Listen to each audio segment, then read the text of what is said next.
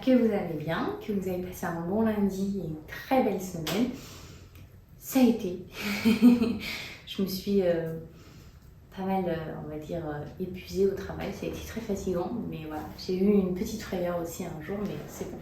Sinon, tout s'est bien passé. J'ai passé une très bonne semaine. En tout cas, on se retrouve aujourd'hui du coup pour une vidéo pile à lire.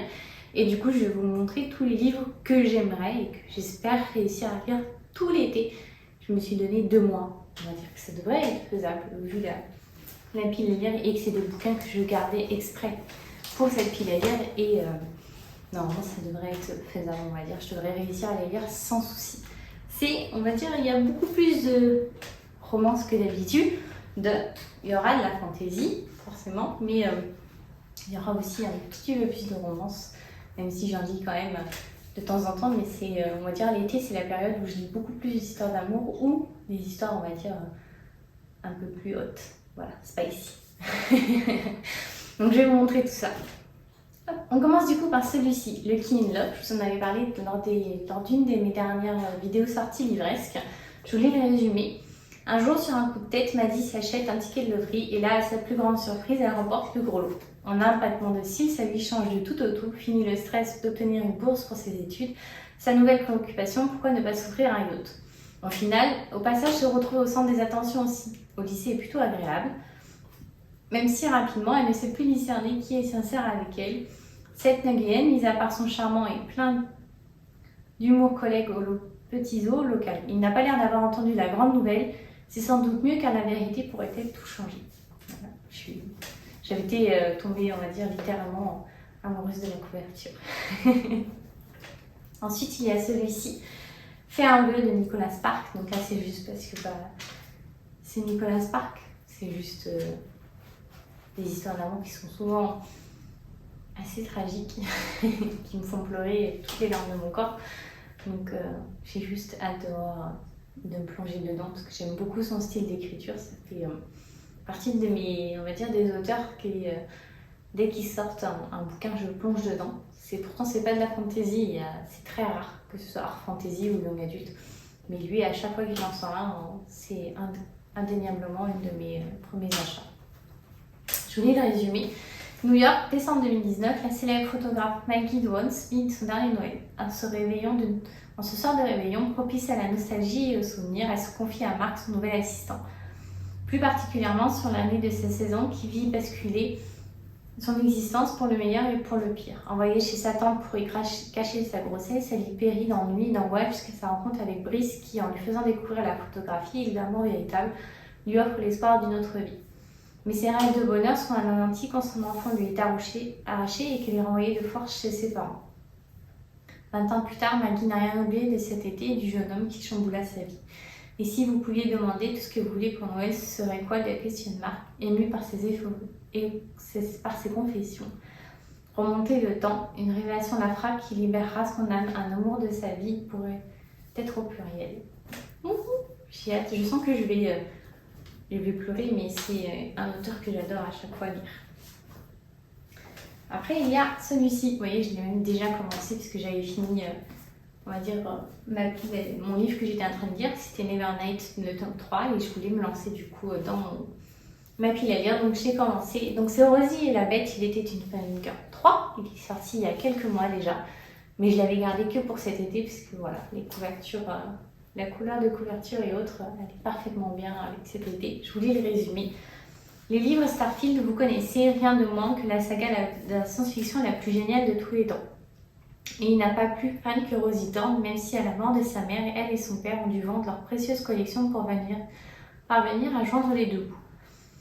Alors qu'elle met la main sur un exemplaire original très rare, inespéré, elle le détruit par accident, la bourde du siècle. Son chemin croise alors celui de Vance Rain, l'enfant terrible de Hollywood. Or, l'acteur à la terrible réputation a récemment été éclaboussé par un nouveau scandale. Résultat, contraint de faire profil bas, il est envoyé, ou plutôt exilé, dans une petite ville au milieu de nulle part, où il passe son temps à broyer du noir et en s'ennuyer ferme jusqu'au jour où il tombe sur Rosie. Le problème, c'est que les deux jeunes gens, forcés de se côtoyer jour après jour, se prennent illico en grippe, à moins que... J'ai hâte de voir. Juste voir la fin, parce que je sais comment là ça se passe, et pour le moment j'adore, mais j'ai hâte de voir la fin.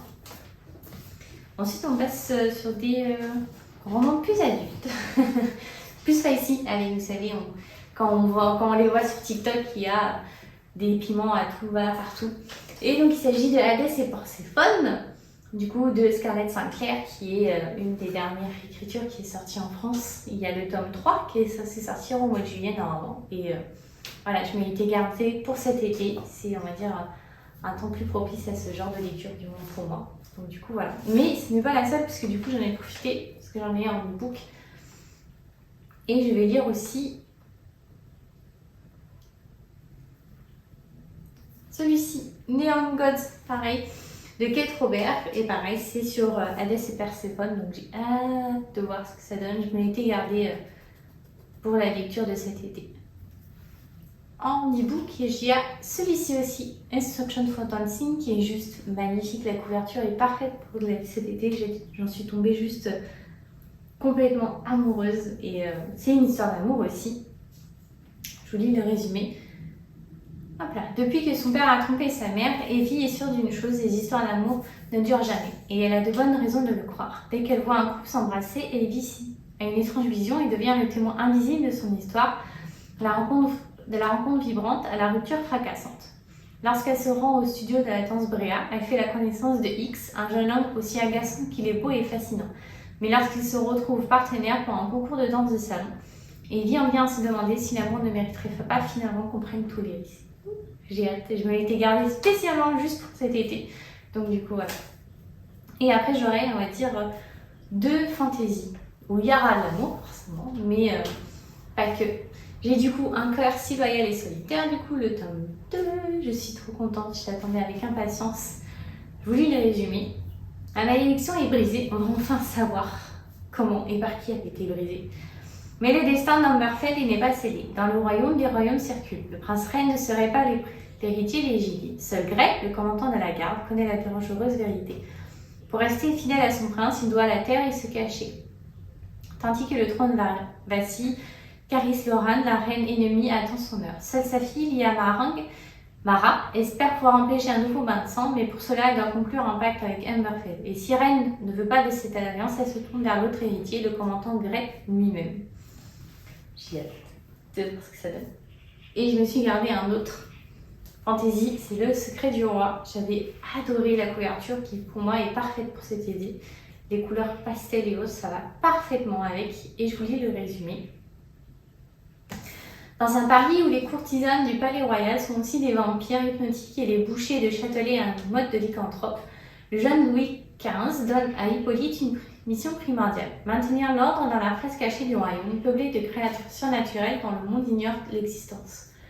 Un honneur à double tranchant, c'est une promesse de 1000 aventures épiques, mais aussi le risque d'éventer son plus grand secret, car sous ses dehors rustres et sa redoutable épée, Hippolyte est en réalité une jeune fille. Quel scandale si on apprenait que le roi lui-même n'est qu'une fille, apprenait que l'agent du roi lui-même n'est qu'une fille de bonne famille et libertine avec cela. Mais on ne devient pas agent du secret avec un attrait immodéré pour les quêtes impossibles. Et la bravoure d'Hippolyte ne serait pas de trop côté de James, un Écossais indépendantiste, et Olympe, esclave et pirate en fuite. Car les morts ont soudain la fâcheuse tendance à vouloir se relever. J'ai trop hâte. Franchement, je pense que ça va être une pile à lire faisable, que je vais lire sans difficulté. Je devrais réussir à me plonger dedans sans grande difficulté. Et voilà, je crois que je vous les ai tous montrés, sachant qu'elle va forcément, on va dire, peut-être évoluer au fur et à mesure des sorties, puisque j'avais prévu de mettre Crescent City dedans, le tome 2, qui est censé sortir avec la couverture en bleu, qui est juste magnifique, qui va parfaitement bien avec l'été, l'océan. Voilà. Après, nous avons la suite de From Blood and Ash, qui est une très belle histoire d'amour, que j'avais hâte de voir ce que ça va donner.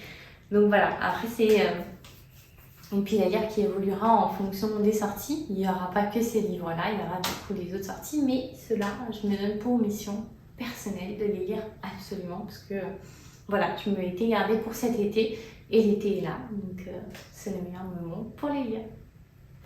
En tout cas, j'espère qu'elle vous a plu. Si vous les avez lus, ne me spoilez pas s'il vous plaît. Dites-moi si vous avez aimé ou pas. Mais voilà, si vous voulez du coup voir tous les résumés des lectures, bah, vous pouvez aller sur mon Instagram ou bah, les prochaines vidéos que j'ai lues, point de lecture que je vous ferai. En tout cas, je vous souhaite une très très bonne semaine, un bon lundi et je vous fais de très gros bisous. Bye bye.